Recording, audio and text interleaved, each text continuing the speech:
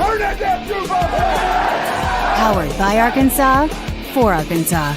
This is Inside Arkansas Live. And welcome into Inside Arkansas Live here on this beautiful day in the great state of Georgia as we are continuing to be live from SEC Football Media Days at the College Football Hall of Fame. I'm your host, John Neighbors, alongside Curtis Wilkerson and Andrew Ellis, and appreciate each and every one of you for making us a part of your afternoon this afternoon. We're going to have a loaded show for you today. We're going to have some various guests that are going to be joining us. Dari Nowkhah of the SEC Network. Going to talk to him about the expectations with Arkansas and Sam Pittman. We'll also have Chris Gordy joining us. We'll have various other guests. We'll have, of course, a vibe checking of the chat presented by Basis Health, who our heavy hitters are, presented by HD Roofing and Construction, and get to all the topics of conversation today. But fellas, happy Tuesday. How's everything going in the great state of Arkansas for you today? Pretty good. Yeah, I was wondering when I was going to get FOMO for not being out there with you. It hasn't happened yet, John. I'm not going to lie. But maybe once we get a little bit closer to Arkansas Day, you know, I'm thinking maybe tomorrow or Thursday. But no, man, glad you're having a good time out there. Cool that you got these interviews lined up. Looking forward to checking those out. And we're just holding down the fort over here. We're doing just fine.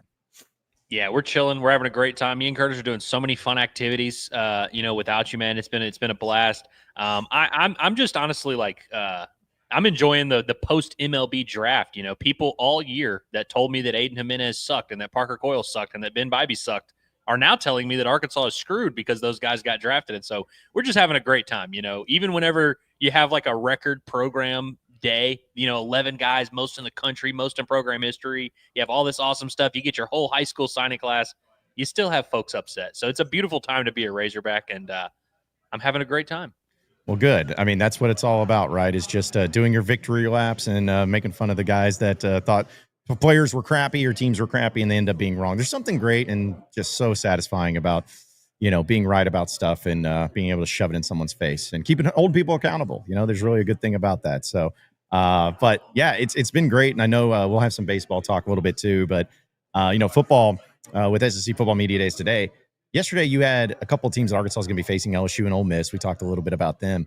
But today, 3 teams are going here at SEC Media Days that Arkansas is going to be facing off against. First up was Hugh Freeze and Auburn.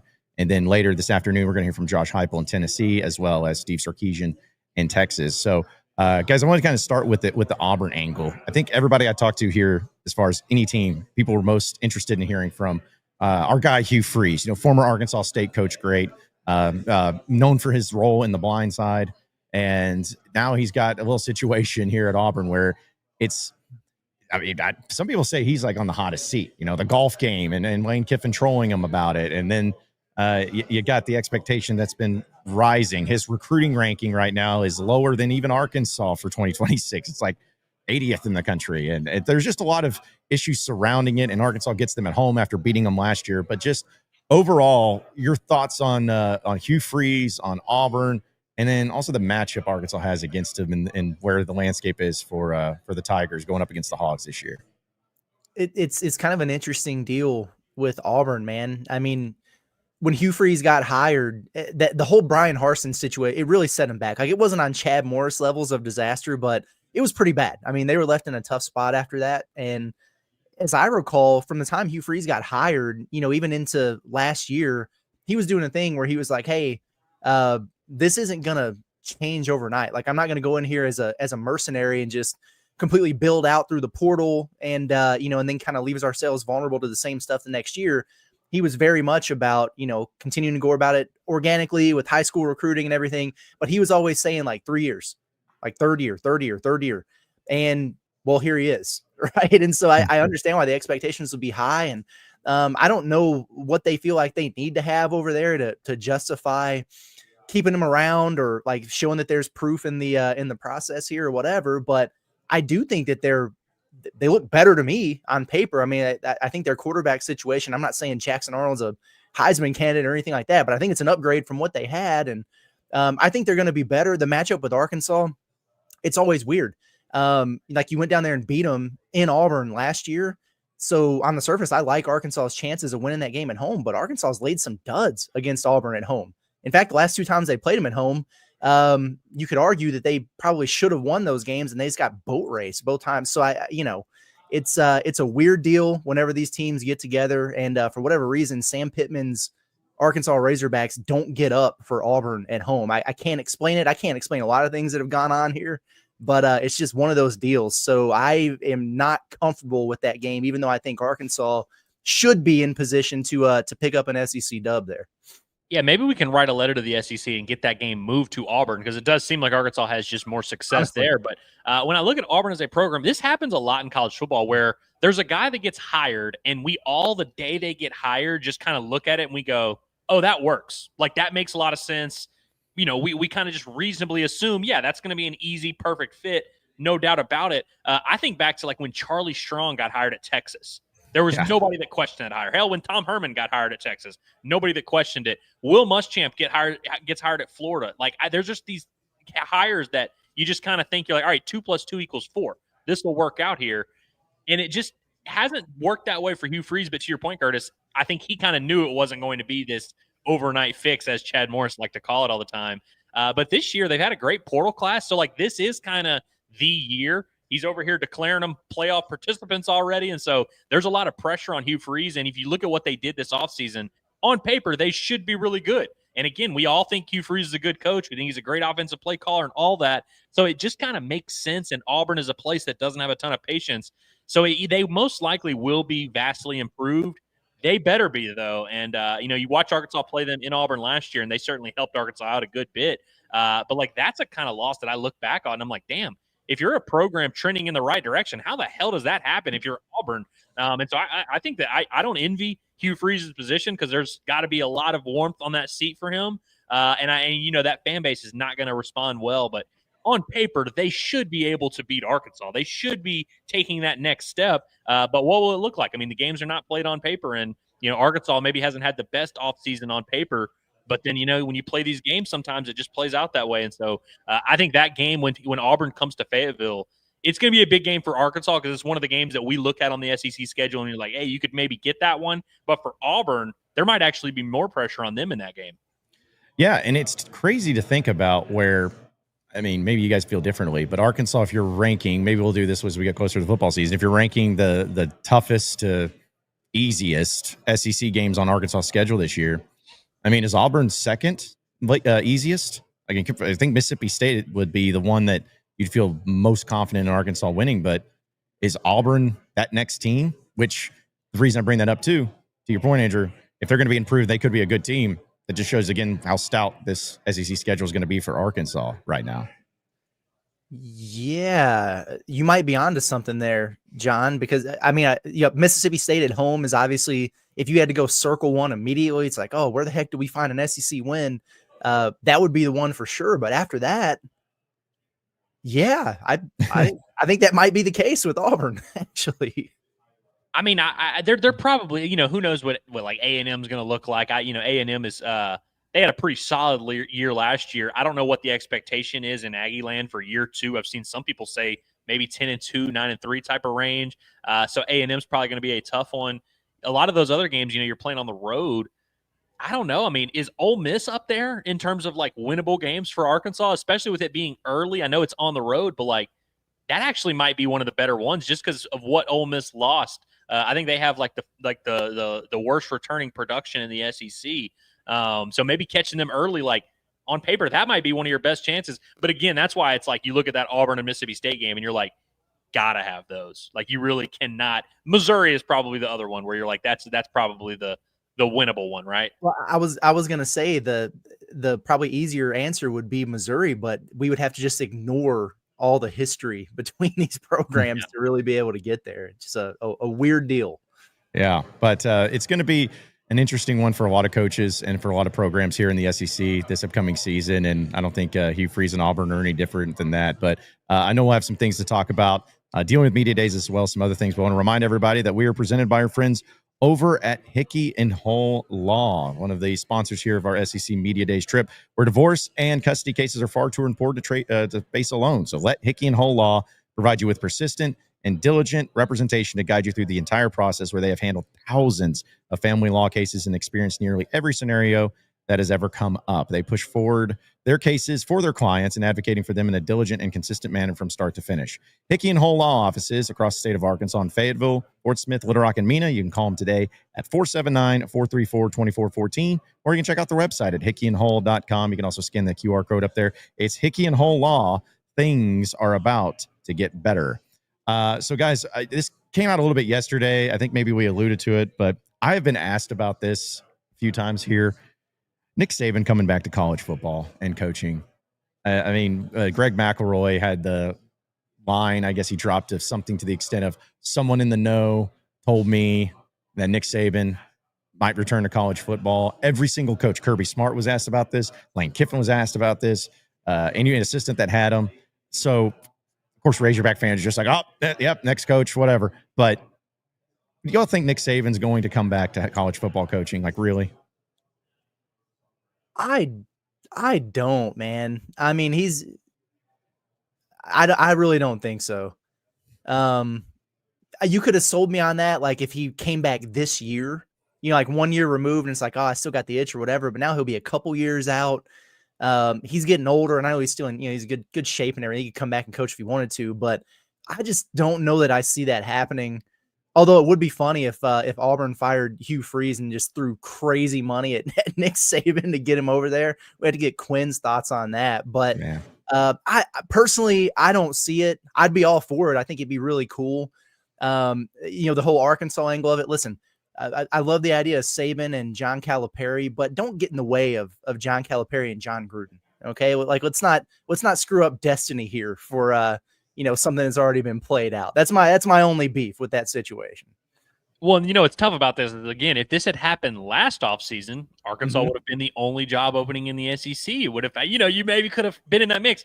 Arkansas will not be the only job opening in the SEC. Oklahoma might be open. Auburn might be open. Florida might be open. LSU might be open. It's like there's going to be Kentucky. There's going to be other SEC opportunities. And so Arkansas winning that sweepstakes would certainly be something, but I don't even know if I can buy the Nick Saban to college football, let alone the Nick Saban to Arkansas. But the big thing with Nick Saban that I think about is the reason he left was because he really didn't want to do this NIL game. He really didn't want to, involve himself in this whole new world of college football. And by the way, he's well within his rights to feel that way.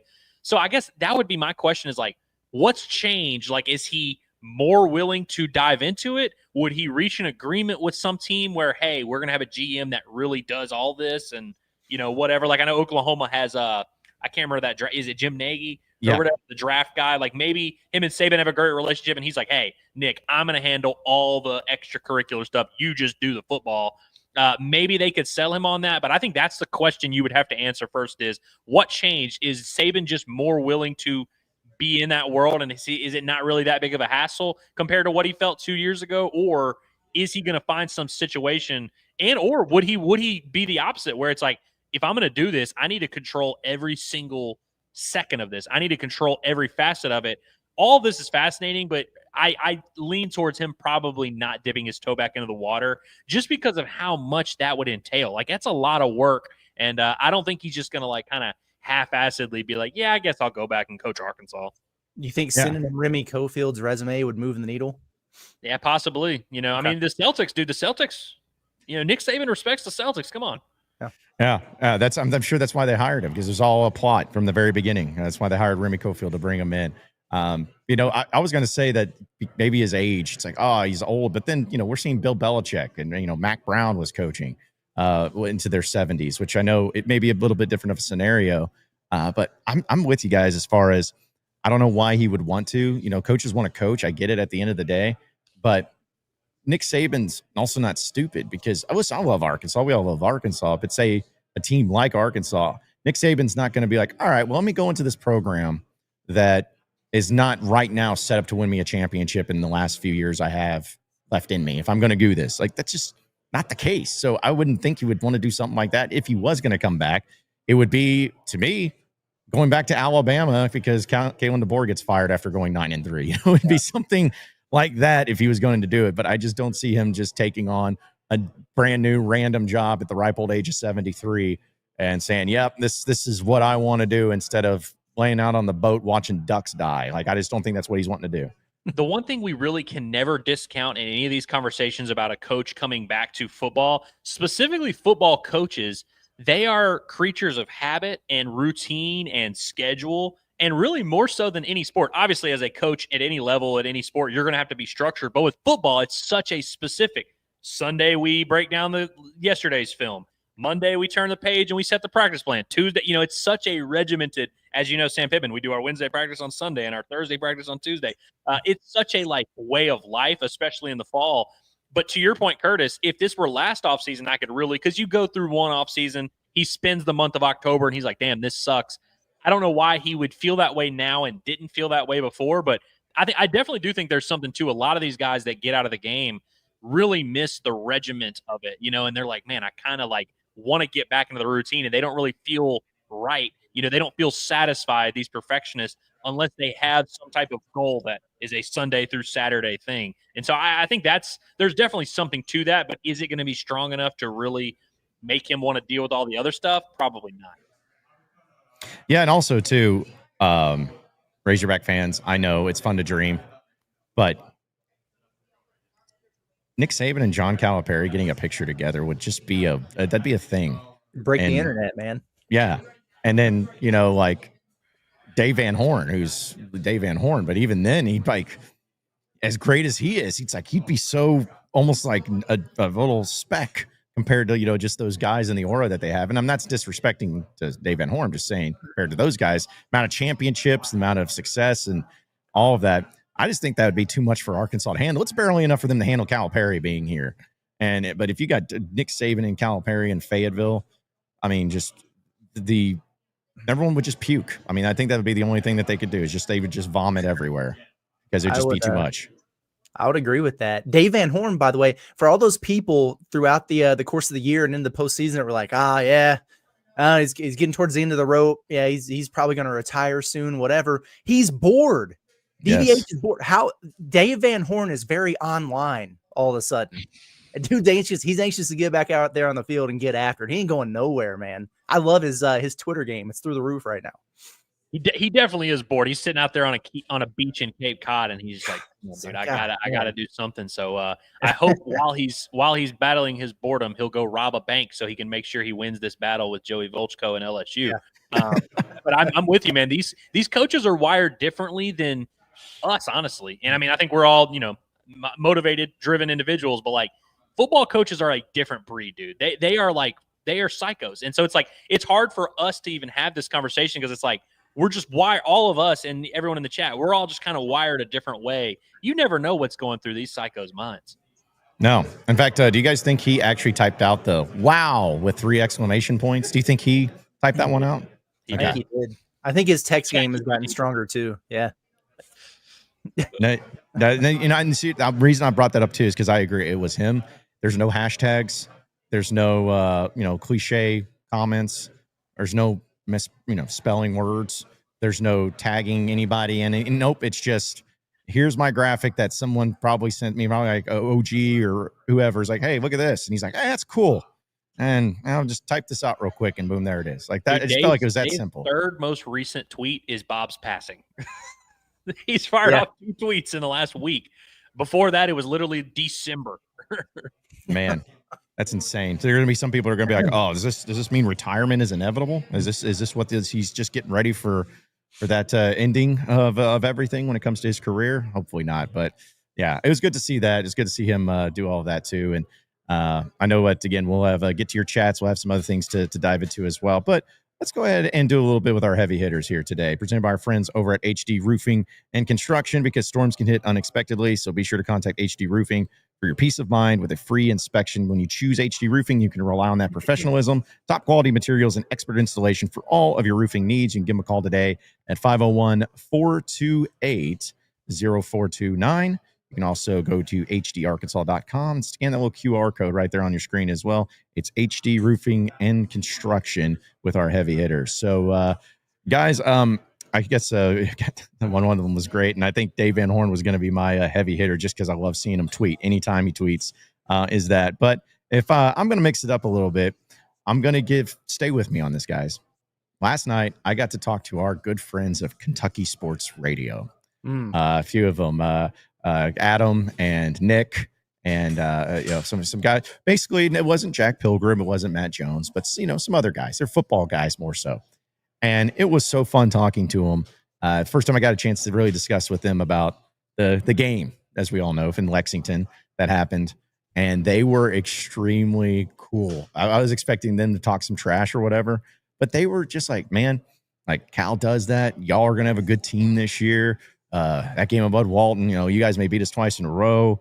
Yeah, we feel good about our Kentucky, but there's still some things, from last year and da-da-da-da. And I was just really impressed. I'm like, sometimes I feel they're just obsessed where they can't stand it. And they were just, no matter what Cal does, they're going to be like, this is trash, classic Cal, get used to it crap.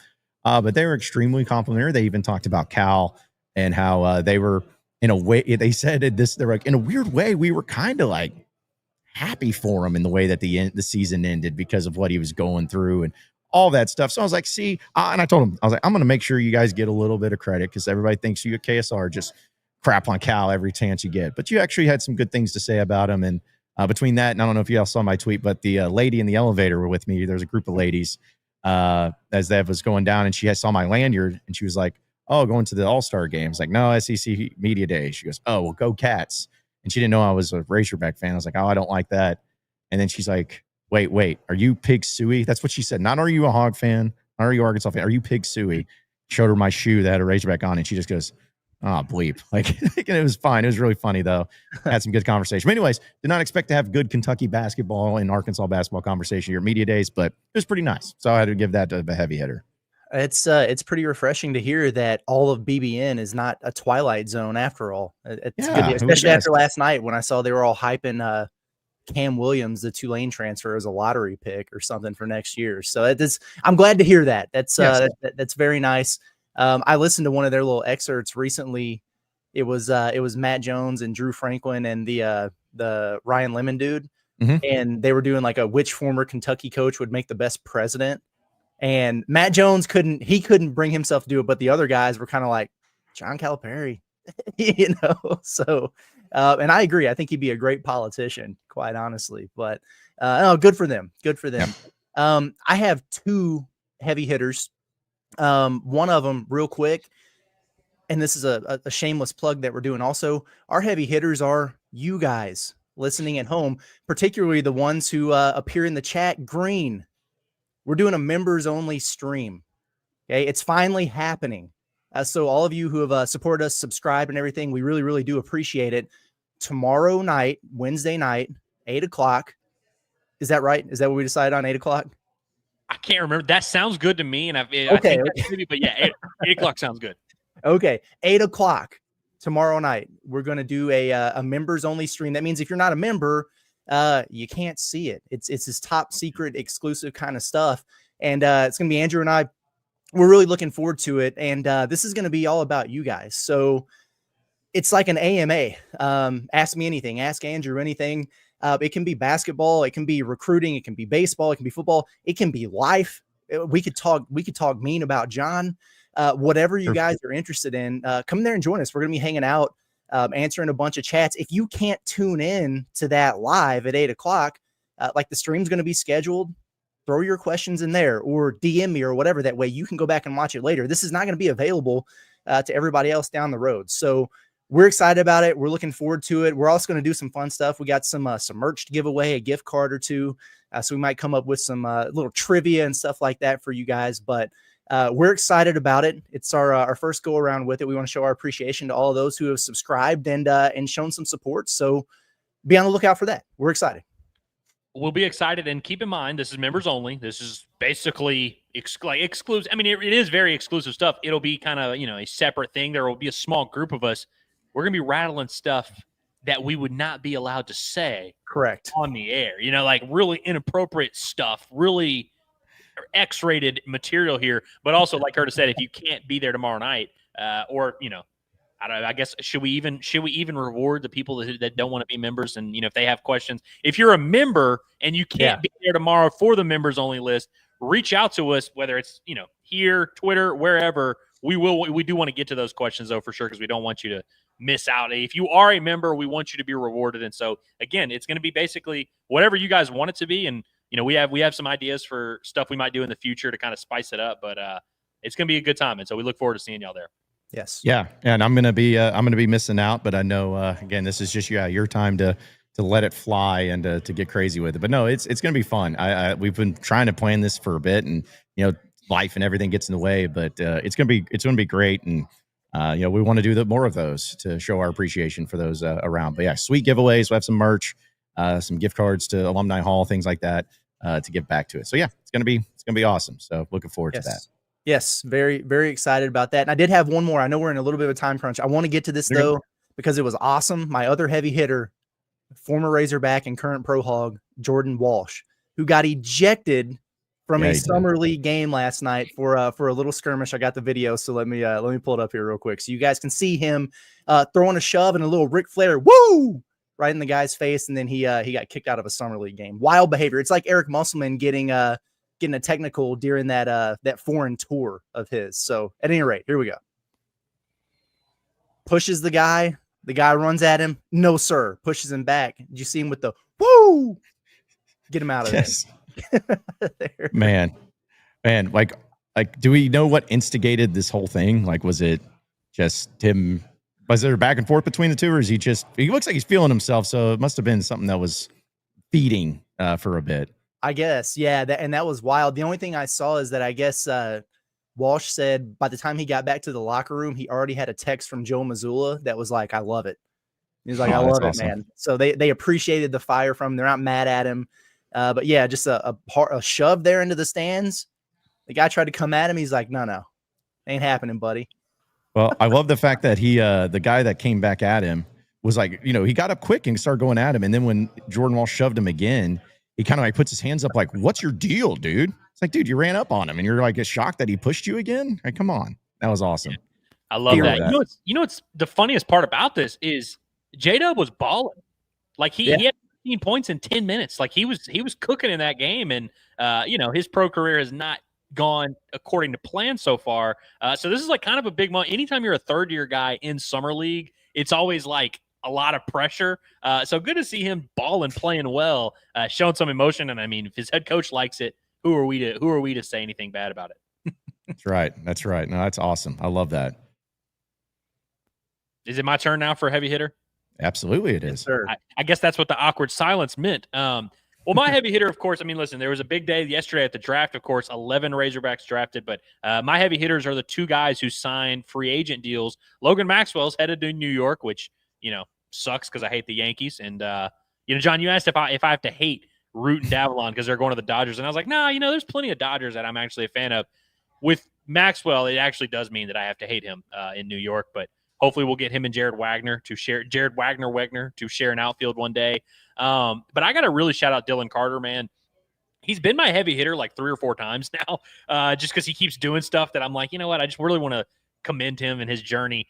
It's just awesome to see him get an opportunity. I mean, he just finished his 5th year of college.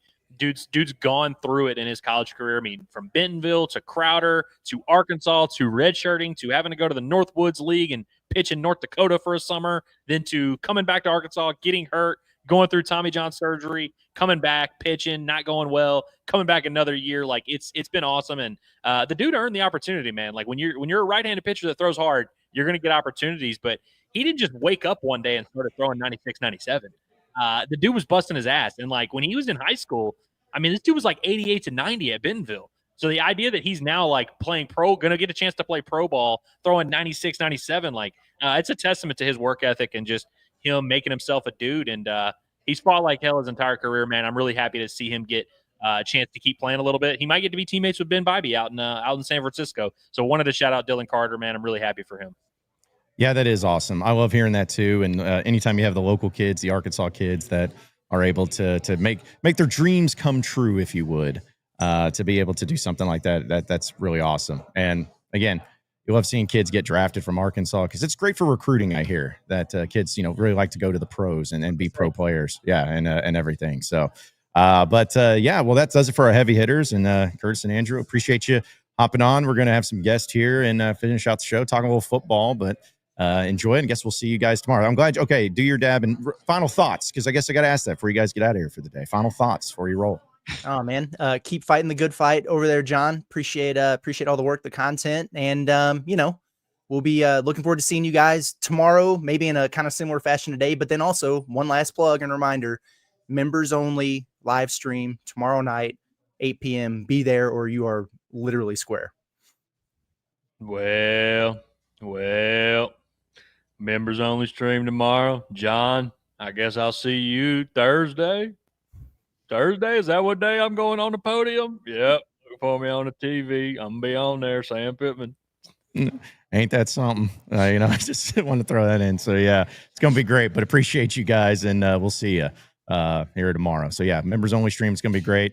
We're live at SEC Media Days here in Atlanta, Georgia. So let's go ahead and talk a little bit more about what's going on here in the world of college football. And we'll do so, of course, presented by our friends over at Basis Health, where we know that Basis Health is changing the way healthcare is delivered by providing mobile medical visits to the comfort of your very own home.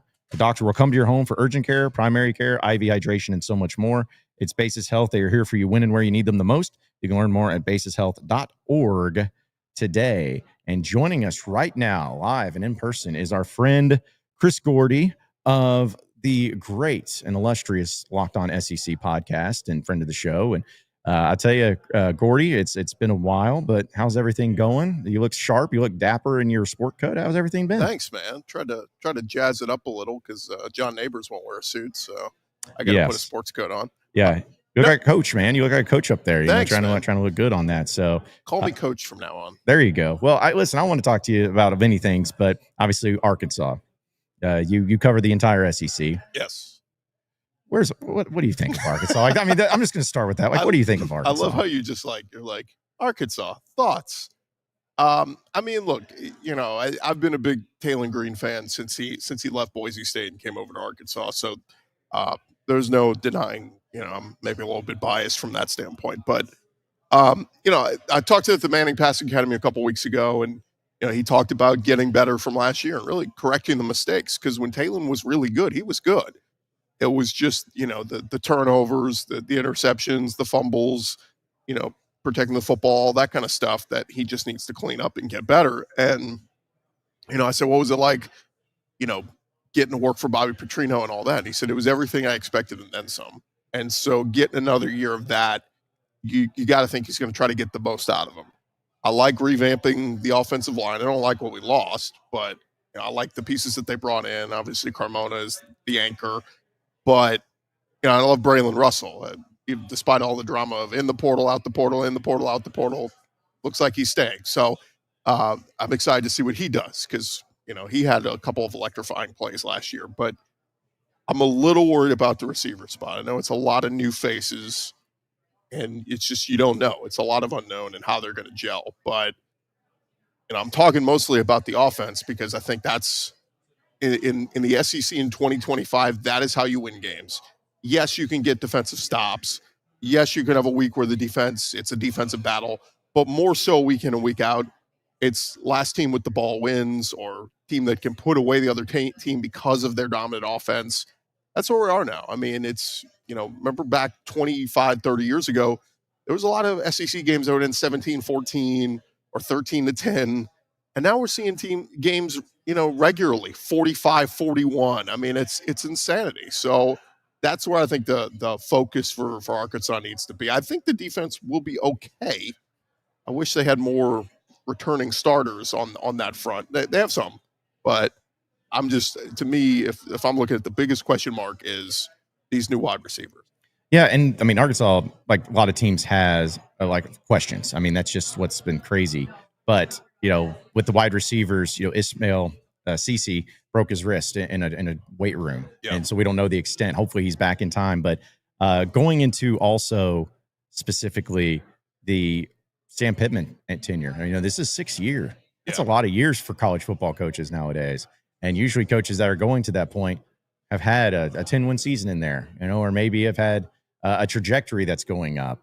And Sam Pittman, I guess the trajectory is minimal, going from 4-8 to 6-6 last year. But 3 years It was with better. six, It was an I improvement. mean, it's slightly. He won another SEC game or two. Yeah. But going from that, it's hard to really make an argument. It's about trajectory.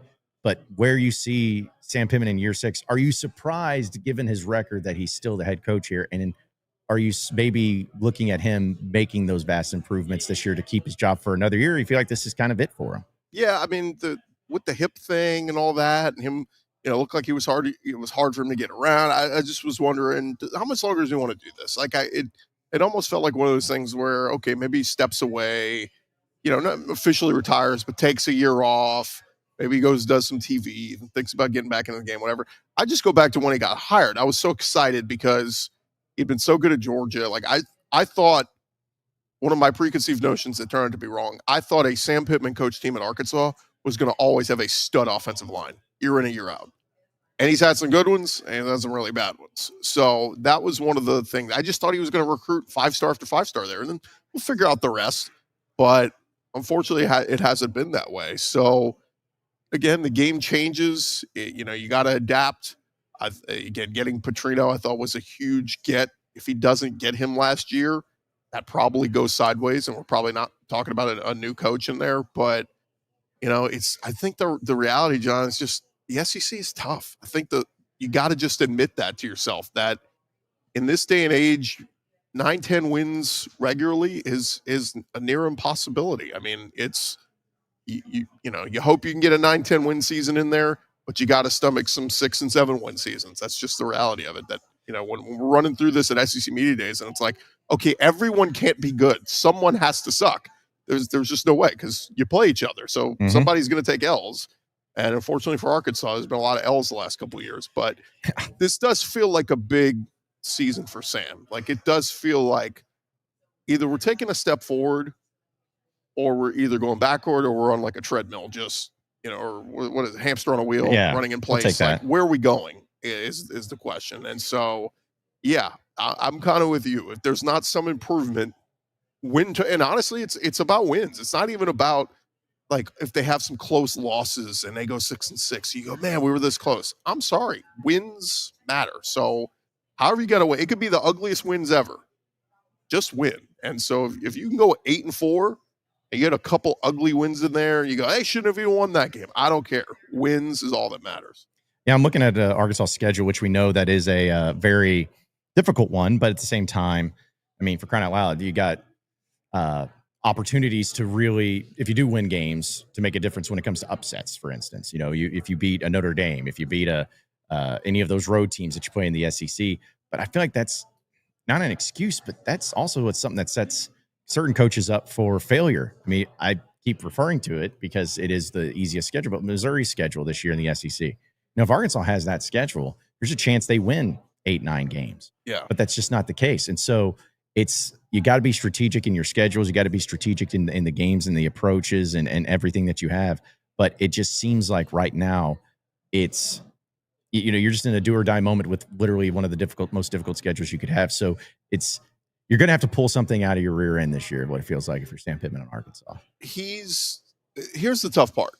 Fans want exciting non-conference games, but they really suck when your team's average. Yes, because it's like, if you knew Arkansas was loaded this year and Notre Dame's coming to town, hell yeah, let's go. But this year, I'm sure there's a lot of Arkansas fans going, God, why do we schedule this game? Can we switch it out for a Tulsa or something? So, yeah, and the road trip to Memphis is again a sneaky one. That Memphis has been a pretty good program, and it's maybe not the most intimidating environment. Although I know Sam Pittman loves the Liberty Bowl for some reason. That's a tough one. That's one of those ones that I think most natural people are going to go, oh yeah, that's one Arkansas should win. But careful. It's, Memphis is going to treat that like their Super Bowl. They're going to because they could beat their chest and go, we beat an SEC team. So again, pride of the conference on the line, Arkansas. No pressure there. But the Notre Dame one's tough. I mean, I wish there was a night game. Like it almost feels like, and where it falls on the schedule is silly. Like, I don't know who scheduled that and why the date is there. This feels like it should either be a week 1 game or, neutral site or a home and home, whatever. But, I'll never forget that early Sam Pittman tenure, that game where Texas came to Fayetteville. It just, that whole week, the vibes I was getting was I think Arkansas is going to do this. We'll see where they are. If they win at Memphis, if they find a way to win at Ole Miss and then they win at Memphis, they're going to beat Notre Dame.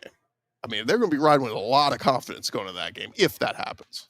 Yeah, it's a big if that happens, though. We're speaking with Chris Gordy of Locked On SEC podcast here on Inside Arkansas Live. So, Gordy, just looking at the entire SEC in general, I know people are really big on Georgia as usual. You know, Texas, everyone's really high on them. You had 3 playoff teams last year, and there's always a team like an Ole Miss who could be good. Some people may be thinking a little bit elsewhere. Bama was Kalen DeBoer. The SEC in general, not saying that this could be the year where a team from the bottom comes up and wins it all, but it is a tougher conference these days to really navigate of what's going to happen and who's going to be good. You have an idea of who's going to be in the top half. Yeah. But I mean, Georgia, Texas, I think those are probably the favorites. We'll see what the picks end up being, but I don't really know what to make of this conference where it stacks up with everybody. 5-10 years ago, you used to be able, when the schedule came out, you could look at the schedule and start penciling win, loss, win, win, win. You can't do that anymore with these schedules. I think my buddy Matt Moscona, who does Locked On LSU, says, it used to be, I wish Ole Miss were old Ole Miss. I used to like, LSU plays Ole Miss week 8. Yep, that's a win. You can't do that anymore. Like, Ole Miss can beat you.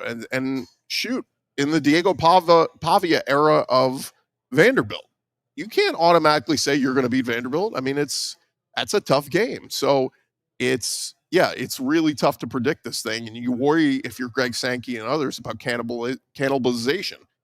On one hand, it's a sign of a strong conference. That's where people were like, oh, the SEC's down. No, the SEC was up because your cellar dwellers were better and more competitive and giving your big dogs fights and losses. So, to me, that's the strength of a healthier conference. A non-healthy conference is you have one team that goes 12-0, 13-0, and everybody else takes losses. Like, that's not the strength of a conference. That means you have one really good team. Hence the Big Ten the last 2 years, Michigan and Ohio State. But it's just it's hard to predict, man. It's really it's a crapshoot. I mean, I think there's literally 6 or 7 teams I can make a case for that are going to be in Atlanta playing for an SEC championship. And even that, do you even want to play for an SEC championship? What's the benefit of that? Oh, you got an automatic bye. I don't care. So the downside is I get to host a playoff game at my house the next week. Like, that's a pretty good consolation prize. So, yeah, it's wide open. You mentioned Georgia, like Texas. I think LSU with Nussmeier, again, their schedule's tough. Alabama. Ole Miss, if Austin Simmons is the real deal, their schedule's doable. And you mentioned Mizzou. If Bo Perbula is awesome, they could be right there. So I got to ask you this. I know it's been the hot topic of conversation here at Media Days, but Razorback fans are always interested in it. I'm not going to ask you if Nick Saban comes back to be a head coach in college football. I'm asking you if he does, guaranteed he does, what school is it? Like, where does Nick Saban, if you found out in just a little future thing that Nick Saban 100% is going to be a head coach in major college football next year, but you don't know the school, who would it be? Well, the easiest one is Alabama. Because if Kalen DeBoer loses 4 games this year, he's got a massive buyout. But I could see them saying, like the fan base doing, didn't they do that in Wisconsin with what's his face, Barry Alvarez? Yeah, like, let's pull the plug. Let's bring the GOAT back. Like, that to me would be the way to go. But yeah, I mean, the other one that would make a lot of sense to me is Oklahoma, because Brent Venables could be gone this year again, massive buyout, but they just hired Jim Nagy, who used to run the Senior Bowl and all that.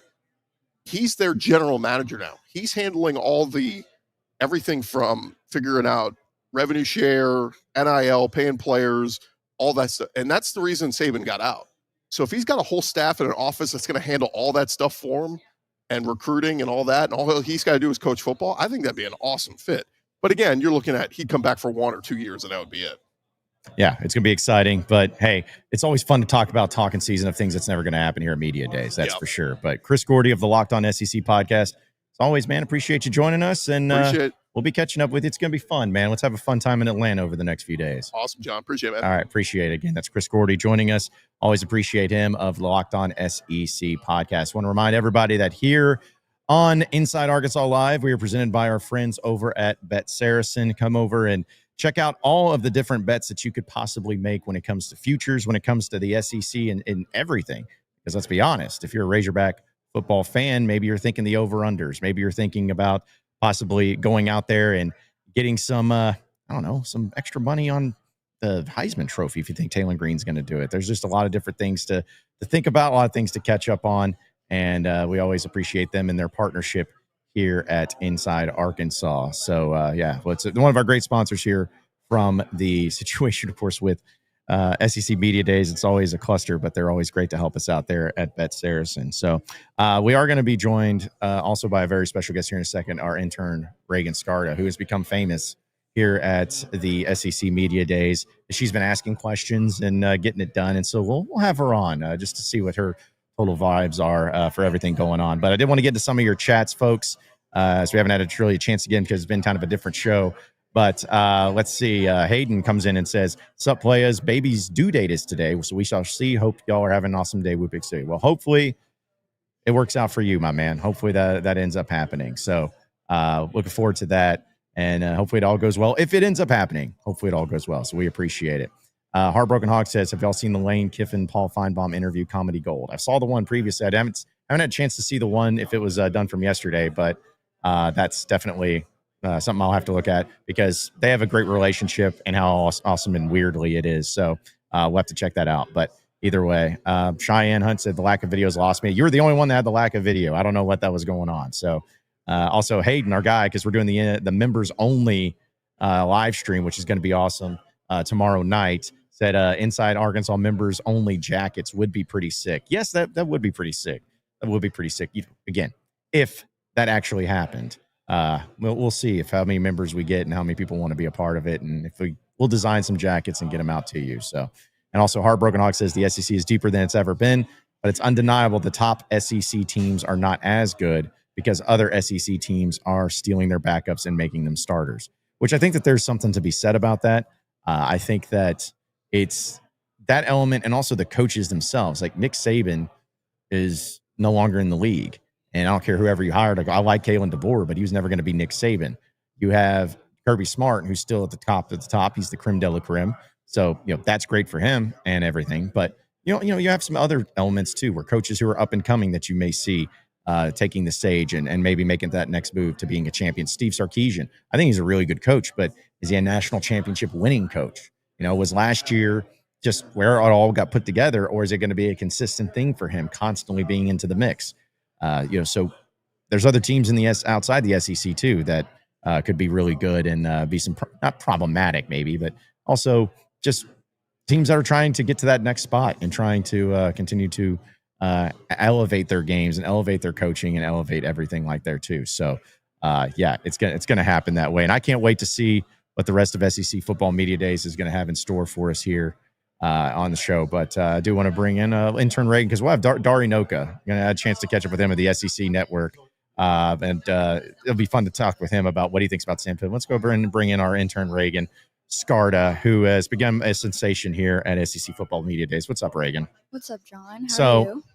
Talk to us about your experience so far at SEC Football Media Days and talking to these coaches and getting to know these coaches and asking those hard-hitting questions that everybody wants to hear about. No, it's overall been an awesome, amazing experience just to walk around and be like, oh, I've seen you on TV. Let me talk to you. And then to see some people from last year that I got to meet through you and they still remember me and they know me by name, it kind of makes me happy. Oh, I'm memorable here. Yeah. Well, I know you got a hug from Paul Feinbaum. Paul Feinbaum gave me a hug. You got to say what's up to Laura Rutledge. Laura remembered I mean, me. this is like celebrity row that's over here for Reagan. So, but yeah, you got questions to be asked there to Hugh Freeze too. Yes, asked him about a current Razorback, yes. Caleb Gooden. So I'm sure he had some. Did he have a great answer? Just been like, this guy's going to be a game changer for Arkansas, and he's going to be the change on the defense. Definitely not. But he basically said that he's an overall good dude, good ball player, and he will make an impact on the team. That's literally all he gave me. Hey, listen, that's all he needed to say. Apparently, I was Seemed expecting a little salty, maybe. Yeah, well, I was expecting literally about that to be said by him. Yeah. But still, that is the kind of the crazy thing about college football in general right now is you have different players going to different schools within the SEC. And how crazy that always becomes, too. So. One thing I have noticed a common saying by all the coaches is they're not liking how the kids can transfer every year if they wanted to, and then going pro and not having a degree, or simply not making it pro and not having a degree. and going from making like millions of dollars or hundreds of thousands of dollars in NIL, and then you go into the real world and you're only making like 90,000 or 50,000 a year, depending on what they get, because they don't have a college degree. So I thought that was like really interesting. I was like, oh, this is an eye opener. Like even the coaches aren't really liking all of this transfer mess and NIL and so on and so forth. So I thought that was interesting. Hey, that works too. I tell you what, we'll have more to discuss. We'll have more of your chats to get into, but we do want to hear from our friend of Dari Nowkhah, who knows Arkansas very well and is of the SEC Network, hosts the SEC Nation show, so does SEC Live and does baseball, basketball, football. He does it all. We had a chance to catch up with him yesterday, so let's go hear from Dari Nowkhah and everything that he had to say about Arkansas and their chances of taking care of business this upcoming season. Right now, here we are live at SEC Football Media Days in Atlanta with a very special guest of the SEC Network, and you've heard his voice many times, especially if you're a Razorback football, basketball, baseball fan. The guy does it all. It's Dari Nowkhah of the SEC Network. And Dari, appreciate it, man. How's Atlanta and SEC Football Media Days treating you so far? So far, so good. It's early, man. A lot of time for stuff to go crazy, but so far, so good. Yeah. So it's amazing to think about how far this has come with the SEC Media Days and coaches and the expansion and everything. Just I reflect on it from 10 years ago, which was my first SEC Media Days. When you think about just where this specific event was at 10 years ago. It's funny, man. So this is my 15th one of these, and no, it without a doubt has. I mean, it used to be in Hoover every year, and I actually liked it there to be honest. But I also like moving it around. Nashville, Dallas, Atlanta. I think they've all been good hosts. The interest around the entire South, I think, makes this something that you do want to move around a little bit. The 12 to 13, 1,500, whatever it is, credentialed media, people care. 4 days, only this league does that, right? I mean, you got to make it bigger than everybody else. And now with 16 teams, to be able to work 4 coaches into every day, no, I mean, it's a massive event. SEC Network's added a Tuesday night show now, as if you don't have enough going on with this and Beyonce and the All-Star Game and everything else. So, the SEC will be second to nobody when it comes to showcasing their football. And if you can do that in July in this fashion, then they'll do it. So I want to ask you, obviously, about the Razorbacks, because that's who we cover. It's an interesting year for them because you're entering the 6th year of Sam Pittman, and there's 16 teams now in the SEC. There's a lot of other teams that people think are moving up. Some are down. But Arkansas just kind of seems that they're in this very interesting spot in the 6th year of Sam Pittman. Just going into this season, given the schedule, given the circumstances, just what do you kind of make of the Razorbacks right now? It's interesting that you say it that way because I hadn't really thought of it that way. But I think with every team in this league, we could. There's almost a ceiling and there's a floor, right? And if this doesn't go right, then they're going to struggle a little bit. And if this goes right, then look out. Arkansas does feel like that team that's stuck in the middle somewhere, right? Like we know them. They're going to win somewhere between 5 and 7 games. Sam may or may not be in trouble at the end of the year, depending. Is it closer to 5? Is it closer to 7? I think that's fair. I think it's fair. I mean, I think everybody likes Talon Green and is looking forward to seeing him again and what another year under Bobby Petrino with that offense is going to look like. But, yeah, it does feel that way, even from the outside looking in at Arkansas, that they're just kind of in that middle somewhere. And I personally, I hope that they certainly exceed all expectations because I love Sam and I love that fan base, and I would like them to be more successful. And that's the interesting thing is like Razorback fans know what they're capable of. They know the Darren McFadden days, the Ryan Mallon days. Yeah, they've been there, and it just feels like it's so far away. And I was even talking to our intern here that she doesn't really remember seeing those teams and those Razorback football. And so it's like where they fit in the SEC in the current landscape of everything, I think is what Razorback fans are trying to struggle with, where they feel like they can be great, but it's just an ever-changing league and an ever-changing game, especially in college football. It's like, where does Arkansas fit in this whole thing? Yeah, because you don't ever want to be in that situation where you're like, okay, look forward to basketball, right? And with Cal, that's easy to have happen after the way last year ended and all that stuff in basketball. No, it's a passionate football fan base. I think we all know that. And yeah, I mean, they've been there before, and it was a little bit of a different time, but they've been there before. They've been there with Bobby Petrino, who's now running their offense. So, yes, we know what they're capable of, but at the same time, the league's only gotten better since Arkansas made their way to Atlanta for an SEC championship game. So, resource-wise, are they behind some? I don't know. I think Arkansas's got plenty of resources. It's just been this, losing games you shouldn't lose, win a game here and there that maybe surprises some people. You start to build excitement, and then you kind of get the letdown again. I look at them from a talent perspective. I am having a hard time finding a reason to be overly optimistic, whether it's a single individual or it's a one side of the football. They feel very middle of the road, and that's probably not where they want to be. No, I don't think any Razorback fan wants to be in that situation at all. But it's a matter of how do they overcome it? Like, how do they get through it? So just what you've been seeing, and for them and Sam Pittman and the job he's done just in his sixth year. I mean, never been a head coach before. Yeah. Guy walks in a situation, they went 2-10 back-to-back years. Just how do you overall view the job that he's done? Yeah, remember year one, COVID year. It was like the best 3-7 year ever, right? Because they won some games that we didn't think they'd win. And then quickly the turn continues. And then they've kind of flattened out a little bit. And so how do you get over that hump? I don't know, to be honest. And that's, it's I think with Arkansas, it's probably going to start offensively, and you want to get the pieces in place. Again, I think they've got a really good quarterback that's really, really fun to watch. Outside of him on that side of the ball, I think we're all kind of learning. And then there's a lot of trust you put in Bobby because you want, that dude can coach an offense.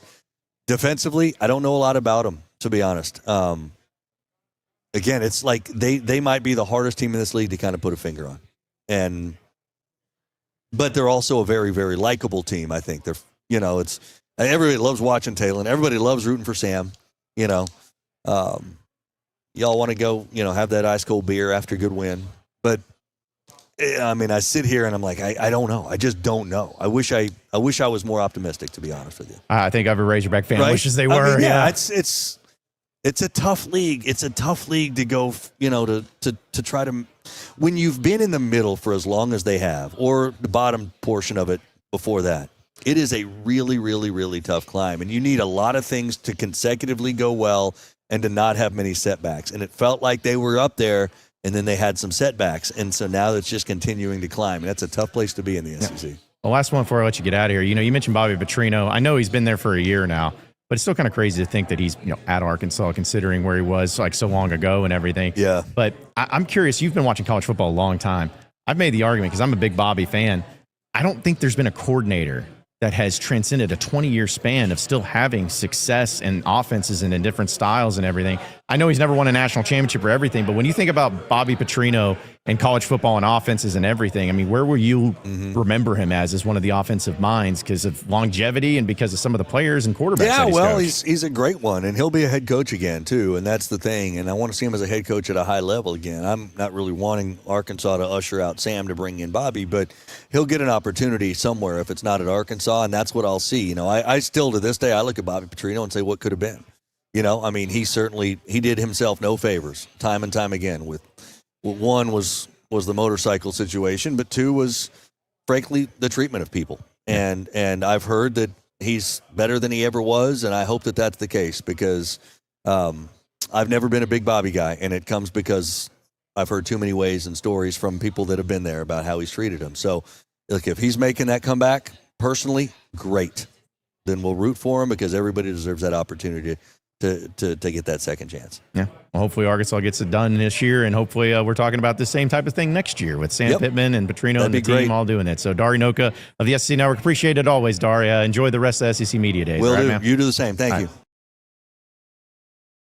All right, that was Dari Nowkhah of the SEC Network joining us. Really appreciate him catching up with him yesterday. And tomorrow we're going to have Peter Burns, who's going to be joining us of the SEC Network too. A big Razorback fan and guy that knows a lot about the Hogs and a lot about the SEC in general. I want to remind everybody that here on the show, we are presented by our friends over at the Freedom Boat Club of Arkansas, where we know that summer's finally here. And what is a better place to do, or where is a better place to go than to spend your summertime on the lake? Well, if you don't own a boat, that's okay, because Freedom Boat Club of Arkansas is going to have you covered. They give you access to all the different boats without the commitment.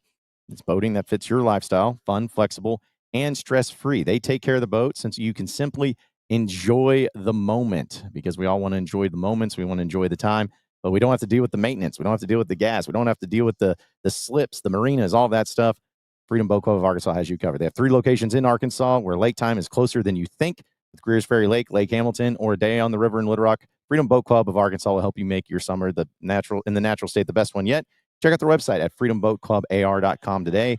That's freedomboatclubar.com to learn more about joining the club of Freedom Boat Club. And we appreciate them being an official sponsor of us here at SEC Football Media Days, as we just got a few minutes, because we're going to have some other interviews here, too, that we're going to be recording and having some fun with. And we're also going to be discussing some other things, too, with as Tennessee and Texas are going to be going here in just a little bit. But we also have, of course, our intern Reagan Scarta joining us as well. So, but, you know, I'm curious what your thoughts, because apparently we've had some people in their chat, Reagan, that would like to know your season predictions and what you think Arkansas is going to do this year. I know we'll have our official ones later in the offseason, but just off the top of your head, be honest. How you feeling?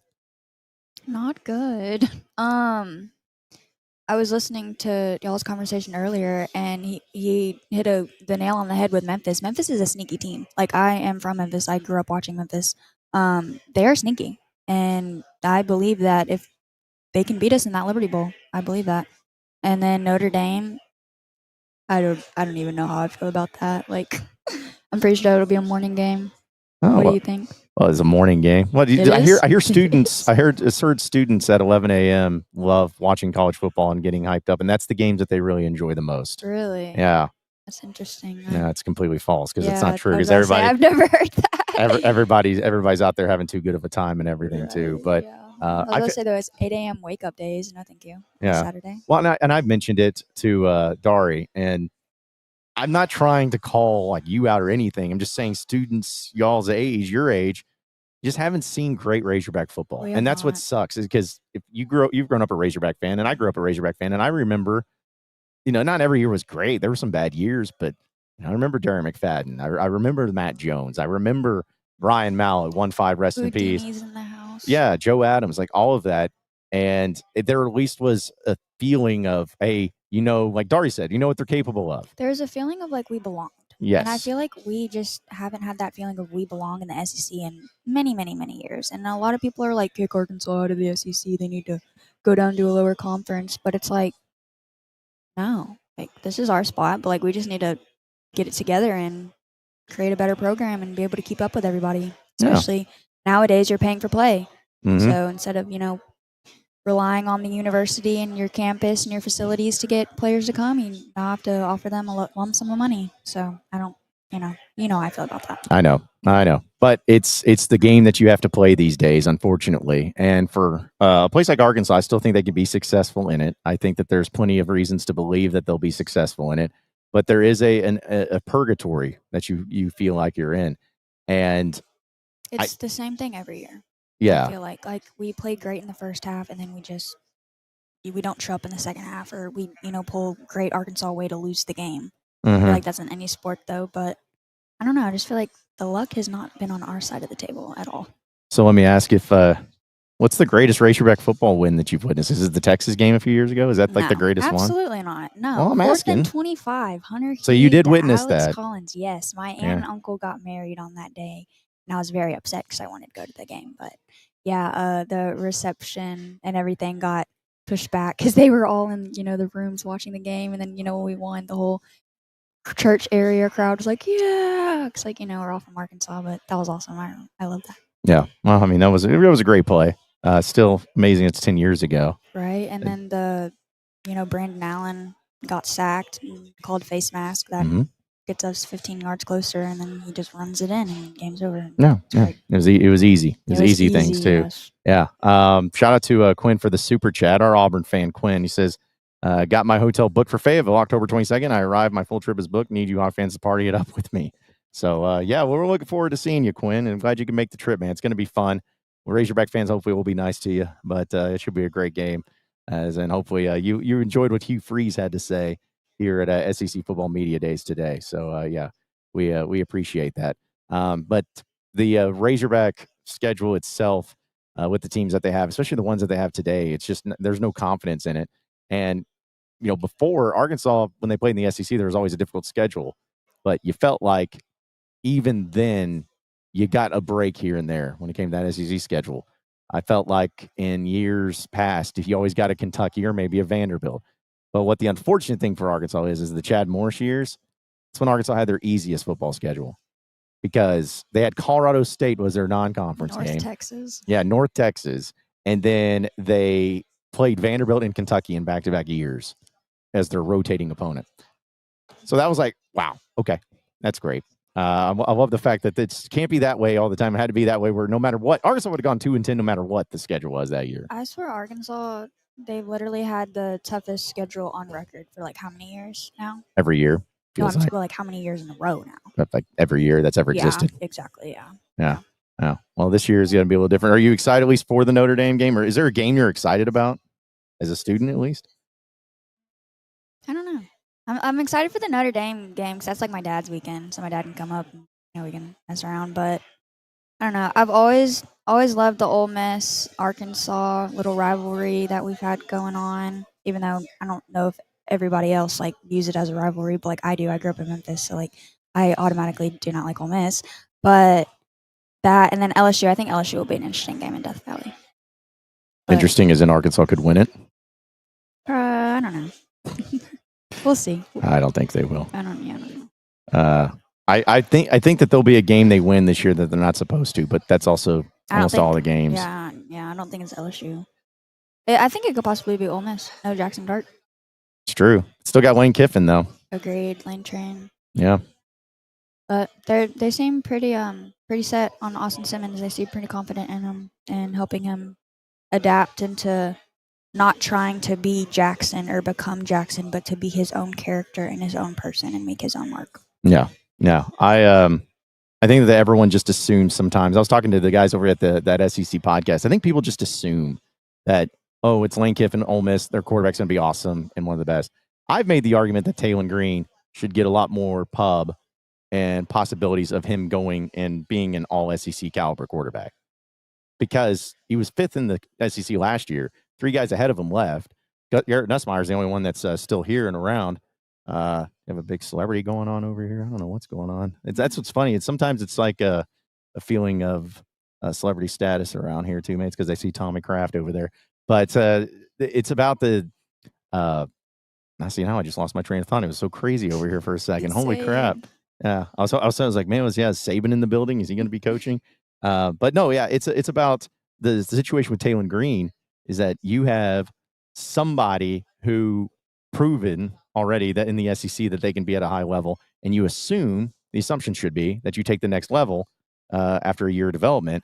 But I don't think anyone's giving Taylon Green that praise. I think a lot of people like DJ Lagway is really good at Florida, and I'm not saying he needs to be first team. I'm just saying being talked into consideration for an all SEC quarterback because you don't have that with someone like Arch Manning. Everyone's obsessed with Arch Manning. I'm like, yeah, that's because of his name. I know, and that's what I'm saying. Is like, I guarantee you, there are going to be more people here that would vote for Arch Manning to be an all SEC quarterback over Taylon Green, even though Taylon Green has proven already that he can at least.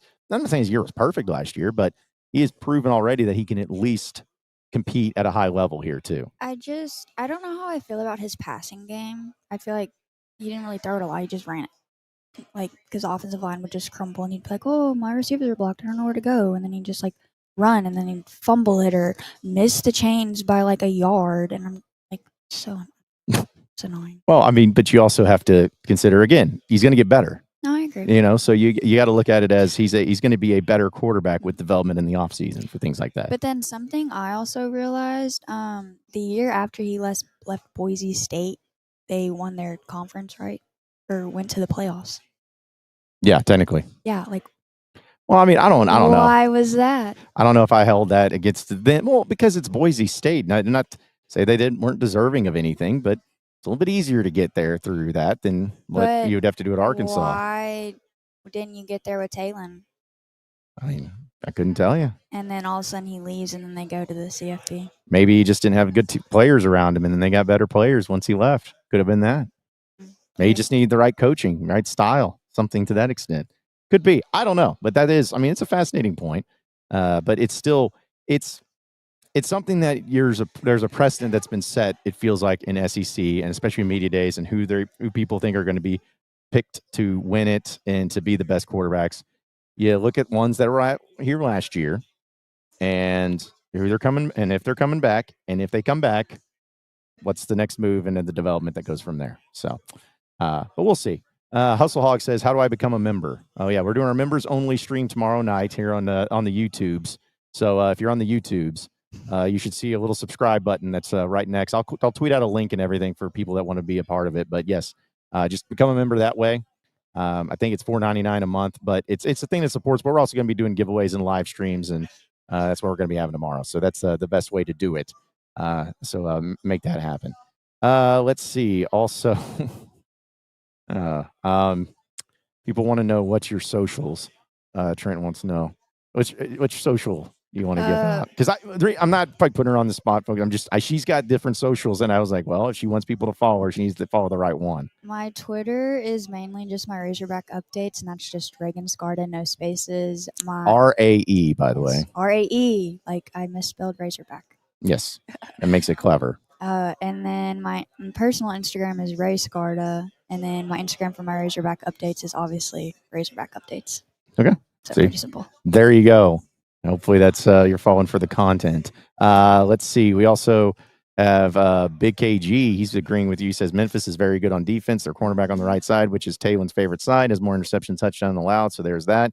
Says Memphis can 100% beat us if you don't think you're tripping and you don't know ball. Mm-hmm. So they're a great team. Mm-hmm. They've always had a strong program, especially in the Norvell era. I remember when he was there, and when we fired Bielema for the horrible Chad Morris era, me and my dad were so high on Mike Norvell because his wife was from Fort Smith. He played football at UCA.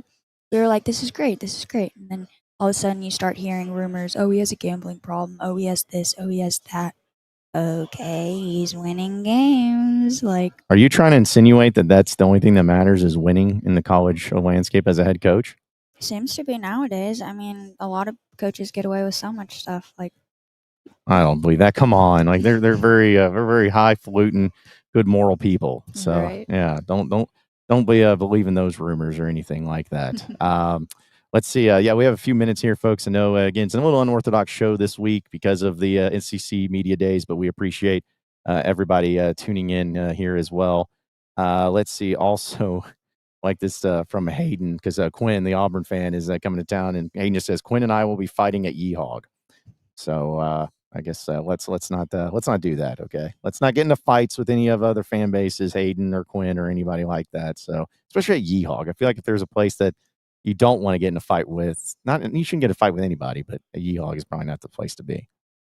Let's see. Also, Hustle Hog just said, super bummed I'm not a member and can't partake. Yes, you can. Anybody can partake. Just got to become a member. And it's simple as that. Also, Lenore Sellers is another quarterback. That's true. Yeah, absolutely. And also, Hayden Ulmer said, gambling problem, pish. Norvell just loved winning. It's like, yes, that's true. That's true. So, and then look what he's doing at freaking Florida State. Like, holy moly. Well, he had a bad year last year. He was pretty good 2 years ago. 2 years ago, he was great. And they kind of screwed him in the whole playoff thing. I agree. I agree completely. I was upset. Like, my dad's second dream school was Florida State growing up, so I like to see Florida State do well. Why Florida State? I don't know. Ask him. Okay. I don't know. He just always said it was his dream school. He has some, like, 1990s or 80s, some old Florida State shorts. It's so cool. Oh. Well, so how have you been enjoying Media Days this second year around? No, it's awesome. It's definitely different than last year, like way bigger, more spread out, more chaotic. But I kind of like it. It's fun to like walk around and, like I said, bump into people and, you know, just meet new people and having a great time. And be on the SEC network. Yes, and being on the SEC network. That was also fun. Because I remember last year, John was like, you need to go in there, ask Pittman a question, and I didn't get called on. And this year, he was like, you need to go down there, like, you need to try to ask a question, and I got 2 in, so that was awesome. Look at that. Like, I mean, you're going to be a mainstay here at SEC Football Media Days. So, no, I'm glad you can make it. It's a great experience. I agree. Thank you for allowing me to come. Yeah, you're welcome, because I had a huge hand in that. But, no, it's great. And we're going to have some more guests throughout the week. And we're hopefully going to hear, I guess, from Sam Pittman on Thursday. He goes here, and this has been some of the social media stuff that people can get confused by because it's Eastern time over here, not Central time. So Sam Pittman, Eastern time, is going to go in the main room at 1 o'clock, which is noon Central time. So that's Thursday. So we'll have a chance to hear from him. And I'm just to give everybody a heads up on that. what that means, because you're like, oh, well, hold on a second. Arkansas goes at noon. Your show is at noon.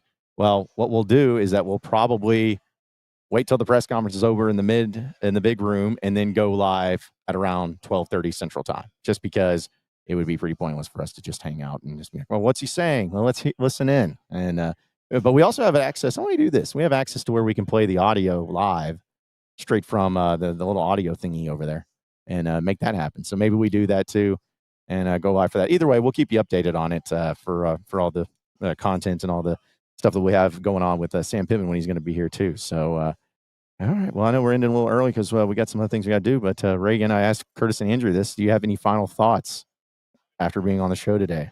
Any final thoughts? I wish I was a little bit more prepared, but I've had fun. Thank you. Prepared for your final thoughts? No, prepared for my answers. I don't know. I feel like I didn't do my best. I think you'll be all right. I think you did just fine. Thank you. Yes, good grief. All right. So either way, great final thoughts. Final thoughts. Overall, loving the experience. Can't wait for tomorrow. Alyssa, Lang, and so on. Excited for that. Mm-hmm. Yeah. You don't have to give an answer of a resume builder, but that's good. Well, yeah, that is good. We have Alyssa Lang on tomorrow as well. We're going to be going around the SEC. Be some other people in the store. That's the thing you got to understand. Right? Why are you being so vague with schedules and yes and everything?